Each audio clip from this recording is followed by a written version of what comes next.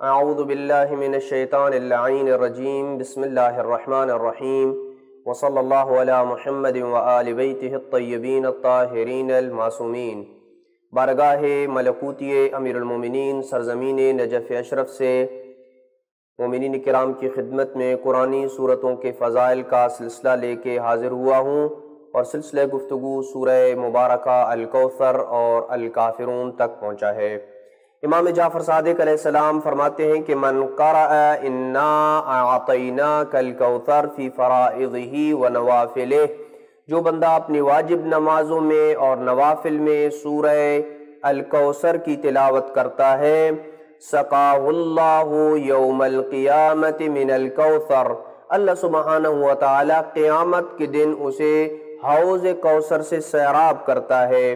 وکانت محدثتاً عند محمد فی اصل طوبہ، اور عجیب فضیلت ہے کہ یہ سورت پیغمبر اکرم صلی اللہ علیہ وآلہ وسلم کے سامنے جنت طوبہ میں اس بندے کے ساتھ ہم کلام ہوگی جو واجب نمازوں میں اور نوافل میں سورہ الکوثر کی تلاوت کرنے والا ہوگا۔ ختمی مرتبہ صلی اللہ علیہ وآلہ وسلم فرماتے ہیں کہ من قرأہا سقاہ اللہ من نہر الکوثر ومن کل نہر فی الجنہ، جو بندہ سورہ الکوثر کی تلاوت کرے گا اللہ سبحانہ وتعالی جنت میں کوثر نامی نہر سے اسے سیراب کرے گا، بلکہ جنت میں ہر نہر سے اسے سیراب کرے گا۔ ومن قرأہا لیلۃ الجمعہ 100 مرہ، جو بندہ شب جمعہ کو 100 مرتبہ سورہ الکوثر کی تلاوت کرے، رأى النبی فی منامہ بإذن اللہ سبحانہ وتعالی، وہ خواب میں پیغمبر اکرم صلی اللہ علیہ وآلہ وسلم کی زیارت کا شرف حاصل کرے گا۔ پس جو بندہ چاہتا ہے کہ اسے پیغمبر اکرم صلی اللہ علیہ وآلہ وسلم کی خواب میں زیارت ہو، تو وہ شب جمعہ کو اس ایمان کے ساتھ کہ یہ پیغمبر اکرم صلی اللہ علیہ وآلہ وسلم کا بتایا ہوا نسخہ ہے، تجربے کے لیے یہ عمل انجام نہ دیں کہ میں دیکھتا ہوں کہ یہ عمل کرنے سے کیا پیغمبر میری خواب میں آتے ہیں یا نہیں آتے، نہیں، اس اعتقاد کے ساتھ کہ یہ پیغمبر اکرم کا بتایا ہوا نسخہ ہے اور اس کے اوپر کما حقہ یقین رکھتے ہوئے کہ اسی سے انسان کو وہ مقصد حاصل ہوگا جس کے لیے وہ سورہ کو تلاوت کر رہا ہے، تو یقیناً وہ اثر اس کے اوپر مرتب ہوگا۔ سورہ الکافرون کے فضائل کو بیان کرتے ہوئے پیغمبر اکرم فرماتے ہیں کہ من قرأ هذه السورة اعطاہ اللہ من الاجر کانما قرأ ربع القرآن، جو بندہ سورہ الکافرون کی تلاوت کرے گا اللہ اسے یہ اجر دے گا کہ گویا اس نے قرآن کے 1/4 حصے کی تلاوت کی ہے۔ وتباعدت عنہ مؤذیت الشیطان، اور شیطان کی جو اذیت ہوتی ہے، شیطان کی جو انسان مومن کے حق میں بنی ہوئی چالیں ہوتی ہیں وہ اس سے دور ہو جائیں گی۔ وَنَجَّاهُ اللَّهُ مِنْ فَزَعِ يَوْمِ الْقِيَامَةِ، اور اللہ سبحانہ وتعالی اسے قیامت کی ہولناکیوں سے نجات عطا کرے گا۔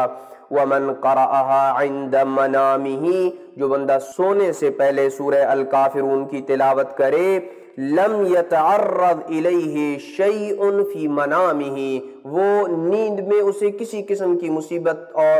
دکھ کا اور خوف کا سامنا نہیں کرنا پڑے گا۔ فرمایا فَعَلِّمُوهَا صِبْيَانَكُمْ عِنْدَ النَّوْمِ، اپنے بچوں کو یہ تعلیم دو کہ وہ سونے سے پہلے سورہ الکافرون کی تلاوت کر کے سوئیں۔ وَمَنْ قَرَأَهَا عِنْدَ طُلُوعِ الشَّمْسِ 10 مرات، جو بندہ طلوع آفتاب کے وقت 10 مرتبہ سورہ الکافرون کی تلاوت کرے، وَدَعَا، تو اس کے بعد جو بھی دعا مانگے اللہ سبحانہ وتعالی اس کی تمام دعاؤں کو درجہ استجابت تک پہنچاتا ہے، لیکن ایک شرط یہ ہے کہ ما لم یکن معصیہ یفعلها، جب تک وہ اس کی مانگی ہوئی دنیا و آخرت کی چیز جو ہے وہ معصیت نہ ہو، اللہ سبحانہ و تعالیٰ کی وہ معصیت نہ کرتا ہو یا کسی گناہ کا وہ اللہ سے مطالبہ نہ کر رہا ہو۔ بعض اوقات انسان ایسی چیز طلب کر رہا ہوتا ہے جس کا اسے نہیں پتہ ہوتا کہ یہ گناہ ہے، اور اس کے اندر کون سی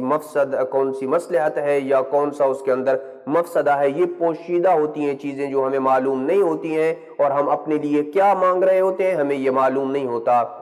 دعا کی قبولیت میں انسان کو اس بات کے اوپر ایمان رکھنا چاہیے کہ میں جو کچھ مانگ رہا ہوں اس کی قبولیت میں اللہ سبحانہ و تعالیٰ نے ایک خاص مصلحت رکھی ہے۔ اگر اللہ کے ہاں یہ مصلحت ہوئی تو میری دعا قبول ہو جائے گی، اگر مصلحت نہ ہوئی تو دعا قبول نہیں ہوگی۔ اگر انسان کو پتہ چل جائے کہ روایات کا یہ مضمون ہے کہ اگر انسان کو پتہ چل جائے کہ دنیا میں اس کی کتنی دعائیں قبول نہیں ہوئیں تو قیامت کے دن وہ تمنا کرے گا کاش میری کوئی دعا بھی قبول نہ ہوتی۔ کیوں؟ اس لیے کہ دعا کی عدم قبولیت کے نتیجے میں قیامت کے دن جو اسے اجر اور ثواب دیا جائے گا وہ اتنا زیادہ ہوگا کہ انسان اس دن یہ تمنا کرے گا کہ کاش میری کوئی دعا بھی قبول نہ ہوئی ہوتی۔